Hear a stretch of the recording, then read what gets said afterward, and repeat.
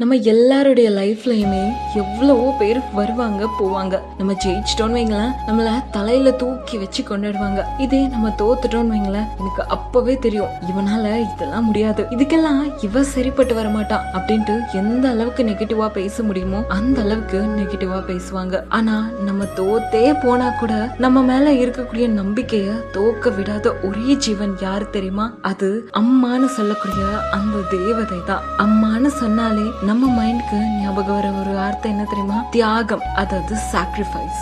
எல்லாத்தையுமே விட்டு கொடுத்து போகக்கூடிய ஒரு மனுஷி. அம்மானா தியாகம் மட்டும்தானா? நம்ம எல்லாருமே மறந்துடுற ஒரு விஷயம் இருக்கு. அம்மாக்கு அம்மானு பேர் வர்றதுக்கு முன்னாடி அவங்களுக்குன்ட்டு ஒரு கனவு இருந்திருக்கு. அவங்களுக்கும் நான் இப்படிதான் வாழணும்ட்டு ஒரு ஆசை இருந்திருக்கு. ஆனா நம்ம என்ன பண்றோம் தெரியுமா? அம்மாவை தெய்வம்னு சொல்லி குளோரிஃபை பண்ணி சாக்ரிஃபைஸ்னு சொல்லக்கூடிய ஒரு பெரிய பாரத்தை அவங்க தலைமையில ஏத்தி வச்சிடுறோம். அவங்கள ஒரு தெய்வமா இல்ல, ஜஸ்ட் ஒரு சாதாரண சக மனுஷியா மதிக்க கத்துக்கோங்க. நீ ஒரு விமன், நீ ஒரு அம்மா, நீ எல்லாத்தையும் தாங்கிக்கணும் அப்படின்னு சொல்லி அவங்களோட எமோஷன்ஸ குறைவா மதிப்பிடாதீங்க. அவங்களுக்கும் எமோஷன்ஸ் இருக்கு. இன்னைக்கு மதர்ஸ் டே செலிப்ரேட் பண்றதெல்லாம் இருக்கட்டும், முதல்ல உங்க அம்மா கிட்ட போய் ஒரே ஒரு கேள்வி கேட்டு பாருங்க. அம்மா, உங்களுக்குன்ட்டு லைஃப்ல ஏதாவது ஒரு ஆசை இருந்திருக்கா? லைஃப்ல இதை அச்சீவ் பண்ணணும், என்னோட ட்ரீம் இதுதான் அப்படின்ற மாதிரி உங்களுக்குன்ட்டு ஏதாவது கனவு இருந்திருக்கா அப்படின்ட்டு போய் கேட்டு பாருங்க. அத நம்மளால நிறைவேற்ற முடியுமோ முடியாதோ